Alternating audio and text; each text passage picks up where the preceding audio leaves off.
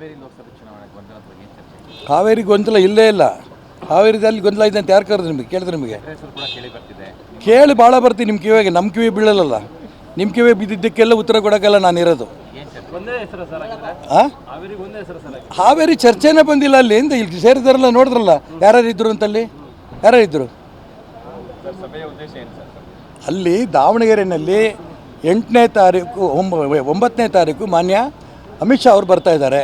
ಅದರ ಬಗ್ಗೆ ಕೂತು ದಾವಣಗೆರೆ ಪ್ರಮುಖರ ಜೊತೆ ಕೂತು ಚರ್ಚೆ ಮಾಡಿದೆ. ಇನ್ಯಾವುದು ವಿಶೇಷ ಇಲ್ಲ.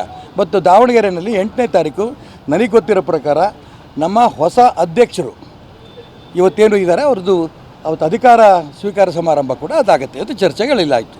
ಇನ್ಯಾವ ಜಿಲ್ಲೆದು ಚರ್ಚೆ ಇಲ್ಲ ಆಗಿಲ್ಲ. ಹಾಂ, 8 ಅಂದ್ಕೊಂಡಿದ್ದೀನಿ ನಾನು. 8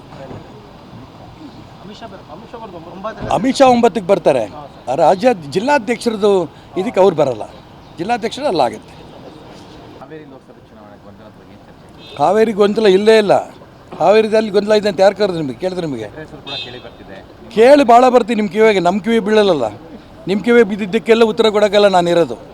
ಒಂದೇ ಹೆಸರು ಸರ್ ಆಗಿದ್ರೆ ಹಾಂ, ಹಾವೇರಿಗೆ ಒಂದೇ ಹೆಸರು ಸರ್ ಆಗಿದೆ. ಹಾವೇರಿ ಚರ್ಚೆನೇ ಬಂದಿಲ್ಲ ಅಲ್ಲಿ. ಎಂತ ಇಲ್ಲಿ ಸೇರಿದಾರಲ್ಲ, ನೋಡಿದ್ರಲ್ಲ ಯಾರ್ಯಾರು ಇದ್ರು ಅಂತಲ್ಲಿ? ಯಾರ್ಯಾರು ಇದ್ದರು ಸರ್ ಸಭೆಯ ಉದ್ದೇಶ ಏನು ಸರ್? ಅಲ್ಲಿ? ದಾವಣಗೆರೆಯಲ್ಲಿ 8ನೇ ತಾರೀಕು 9ನೇ ತಾರೀಕು ಮಾನ್ಯ ಅಮಿತ್ ಶಾ ಅವರು ಬರ್ತಾ ಇದ್ದಾರೆ. ಅದರ ಬಗ್ಗೆ ಕೂತು ದಾವಣಗೆರೆ ಪ್ರಮುಖರ ಜೊತೆ ಕೂತು ಚರ್ಚೆ ಮಾಡಿದೆ. ಇನ್ಯಾವುದು ವಿಶೇಷ ಇಲ್ಲ. ಮತ್ತು ದಾವಣಗೆರೆಯಲ್ಲಿ 8ನೇ ತಾರೀಕು ನನಗೆ ಗೊತ್ತಿರೋ ಪ್ರಕಾರ ನಮ್ಮ ಹೊಸ ಅಧ್ಯಕ್ಷರು ಇವತ್ತೇನು ಇದ್ದಾರೆ ಅವ್ರದ್ದು ಅವತ್ತು ಅಧಿಕಾರ ಸ್ವೀಕಾರ ಸಮಾರಂಭ ಕೂಡ ಅದಾಗುತ್ತೆ. ಅದು ಚರ್ಚೆಗಳಿಲ್ಲ ಆಯಿತು.